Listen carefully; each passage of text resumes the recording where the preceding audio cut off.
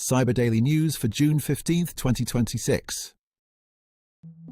First up, a major win for law enforcement.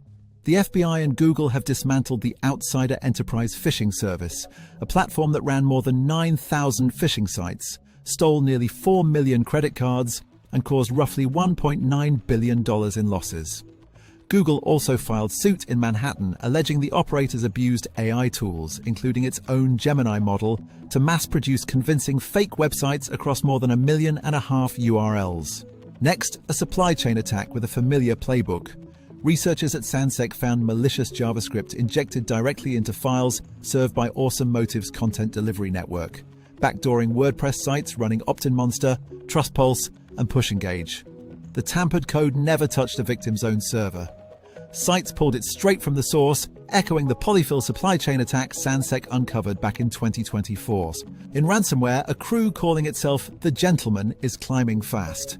Since surfacing in September 2025, the group has listed 483 victims across 66 countries, making it the second most prolific ransomware brand of the year by published victim count behind only Keelan. Leaked internal chats analyzed by researchers at Keeler reveal 9 core members, AI-assisted tooling, and affiliates who keep 90% of every ransom. The extortion group ShinyHunters is back in the headlines, claiming a breach of the Council of Europe. The group says it stole 297 gigabytes of data, allegedly including employee personal information, and is threatening to leak it. Now a critical vulnerability demanding urgent attention. Splunk is warning customers to patch immediately after disclosing a flaw rated 9.8 out of 10 in severity. In affected on-premises versions of Splunk Enterprise, an unauthenticated attacker could create or truncate arbitrary files through a PostgreSQL sidecar service, potentially leading to remote code execution. Splunk Cloud is not affected. Turning to AI policy, cybersecurity experts are urging the US government to reverse a ban on Anthropic's frontier models.